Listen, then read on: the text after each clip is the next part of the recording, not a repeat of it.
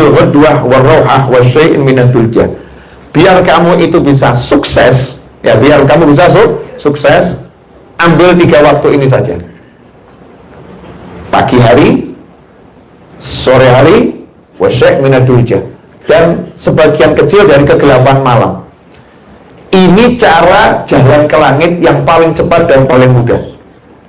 Pagi, sore, malam. Syai' minad dulja. Gak usah banyak-banyak. Kita bukan Sayyidina Ali Zainal Abidin yang satu malam sholat sunnah 1000 rakaat. Kita bukan Sayyidah Rabi'ah Adawiyah yang satu hari sholat sunnah 1000 rakaat. Kita bukan Al-Habib Abdullah bin Abi Haddad yang sarapan paginya sholat sunnah 100 rakaat sampai 200 rakaat. Kita bukan Habib Abdurrahman bin Muhammad Asgaf yang di siang harinya khatam Al-Quran 4 kali, malam harinya khatam Al-Quran 4 kali. Kita bukan Habib Ali bin Muhammad bin Husain Al-Habsyi yang sholat tarawihnya 20 rakaat 10 juz. Itu sholat bukan sama santri ya. Kita kalau di pesantren hal yang biasa. Ini sholat bersama orang kampung, masyarakat umum, di musola umum, dan masyarakatnya menikmati. Itu karena imamnya hebatnya luar biasa. Kita bukan Sayyidina Umar Al-Muhdhar yang satu tarikan nafas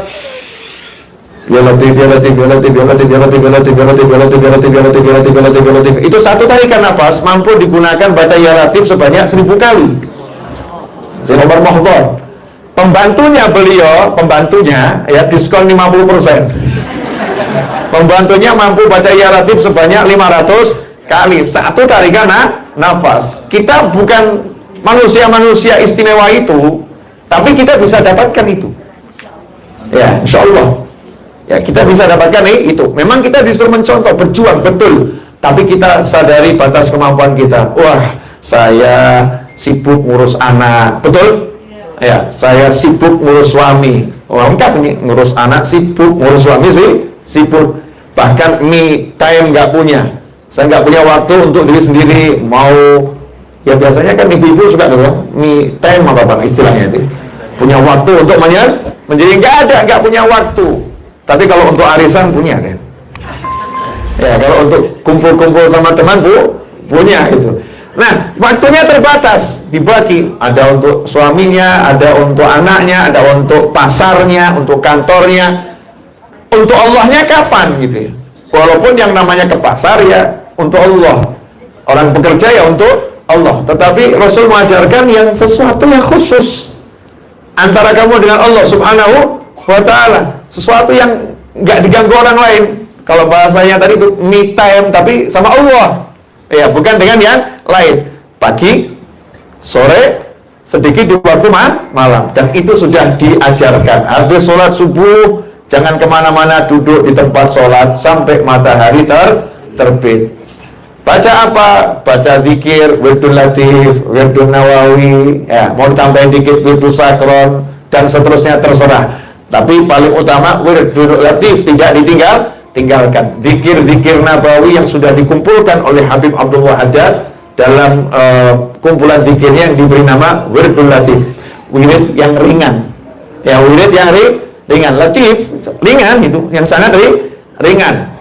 Setelah itu kalau mau ditambahi wirdul nawawi, wiridnya Imam Nawawi yang isinya cuma bismillah ya. Mendoakan anak, mendoakan sahabat, mendoakan hartanya kita, hartanya orang lain sampai matahari terbit. Tunggu sejenak sampai setinggi tombak masuk awal waktu duha. Sholat duha 2 rakaat untuk membuka saja dengan sholat sunnah isyraq. Selesai itu silahkan, yang mau ke pasar, yang mau ke kantor, yang mau kemanapun terserah.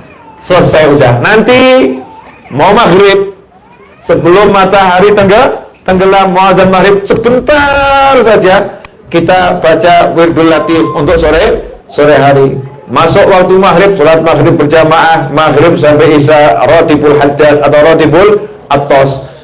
Kemudian baca Al-Quran 1 juz atau 1 lembar, terserah ya, sesuai kemampuan masing-masing.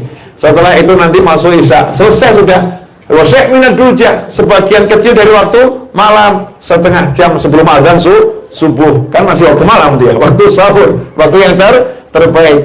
Dulu Habib Anis pernah mengatakan setidaknya, kata beliau, setengah jam sebelum azan subuh itu bangun. Itu cukup untuk berwudu, bersih-bersih, cukup untuk sholat witir dan sholat yang lain. Selesai, nggak lama doa azan subuh dan nyambung. Selebihnya pakai untuk kehidupanmu. Ringan nggak? Ringan ya? Nah, tapi kalau ini dilakukan, absyiru. Karena siapa yang ngisi pagi harinya dengan zikir, sore harinya dengan zikir, maka yang terjadi di antara pagi sampai sore diampuni oleh Allah Ta'ala.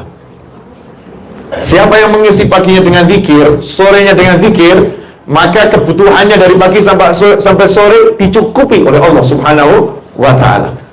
Dan siapa yang malam-malam mau bangun di saat orang tidur, tapi jangan share WhatsApp ya, tahajud time, Masya Allah.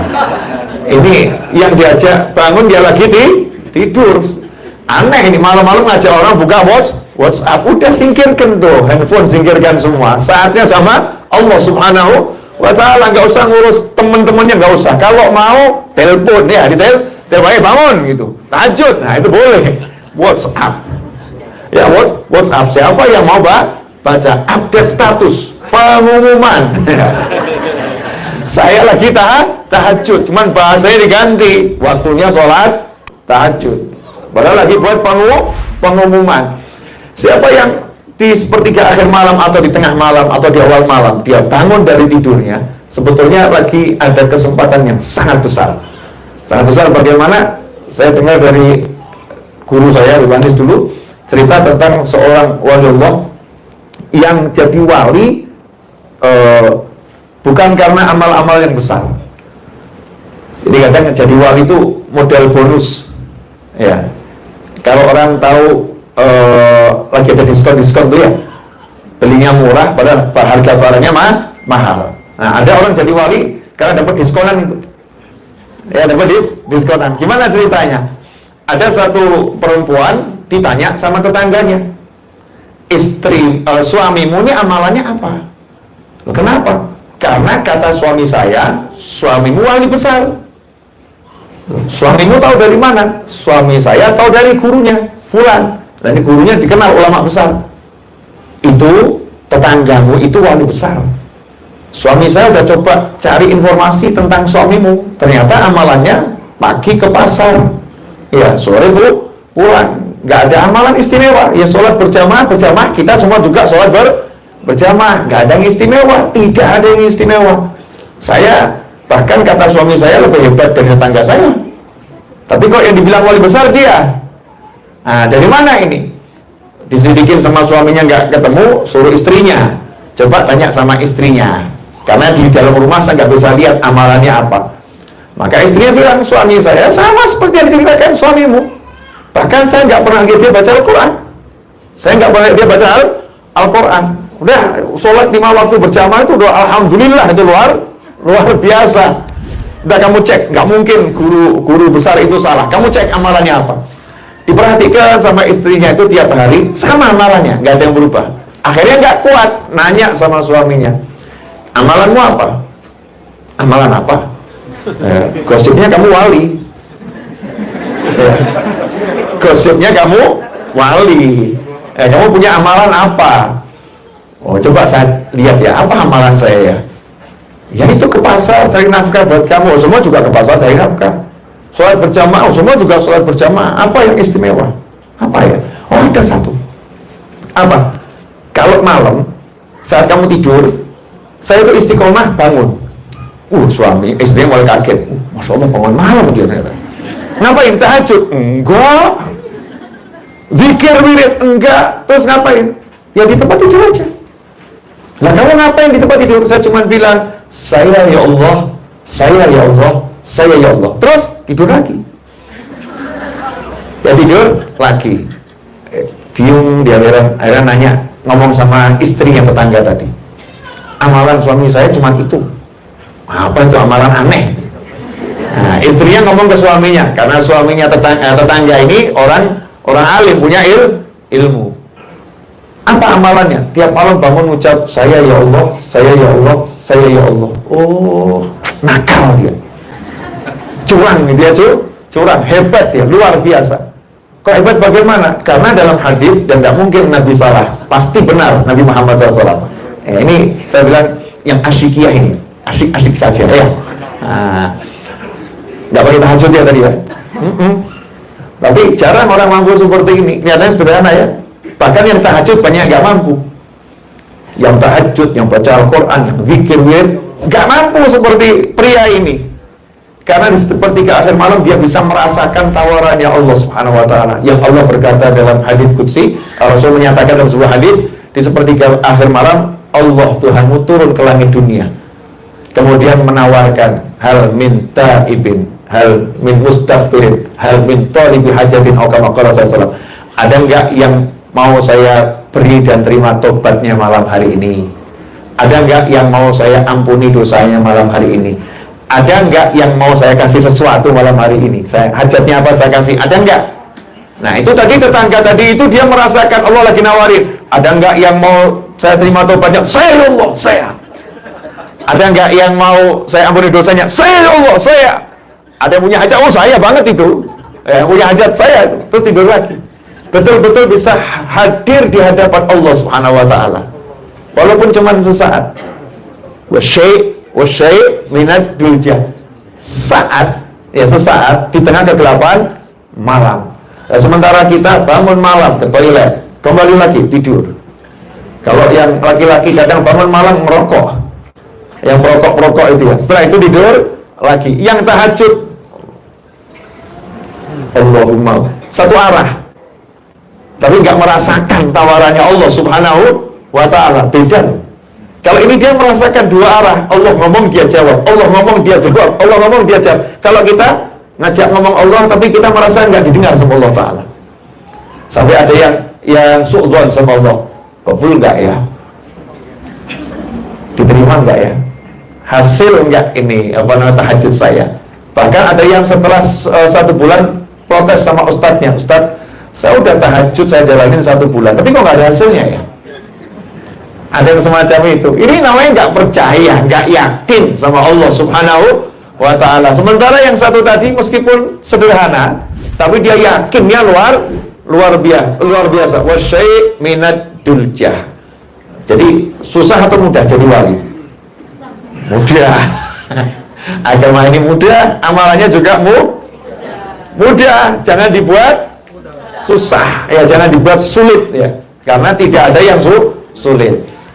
Banyak sih cerita tentang bagaimana orang-orang soleh terdahulu menjadikan hal yang rumit buat orang lain itu menjadi terang benderang, gamblang dan mudahnya luar biasa. Ada orang ngomong ke saya, Habib, saya ini kok banyak masalah ya di kantor ya. Saya kalau ke kantor selalu saya pusing. Saya jawab, oh mudah itu. Kenapa? Ya nggak usah ke kantor. Betul ya? Nah, tapi kalau nggak ke kantor nanti terus saya gimana kerjaan saya? Saya pusing lagi. Ya udah, kalau gitu ke kantor. Paham maksud saya? Kadang orang sekarang ini aneh, mengeluhkan sesuatu yang nggak perlu dikeluhkan. Wadah lagi. Ustaz, suami saya itu bla bla bla bla bla bla bla bla. Ya udah, mudah caranya. Gimana? Ya udah. Udah bisa Ustaz ya. Saya kan, lah ya. Kalau memang suaminya ya itu ya sudah sabar saja. Gitu aja kok. Ustaz, saya hidup kok seperti ini. Oh mudah itu, kata Allah Ta'ala. Kalau kamu gak ridho sama ketentuanku, udah cari Tuhan yang lain. Allah yang bilang itu, "Falyatlub rabban siwai, fa in lam yarda bi qada'i falyatlub rabban siwai." Kalau dia tidak ridho dengan ketentuanku, suruh cari Tuhan yang lain. Aku gak butuh kamu, dah cari Tuhan yang lain. Emang ada? Gak ada. Kalau Tuhannya Allah, ya Allah mau kasih kita apa ya diterima. Kasih apa diterima.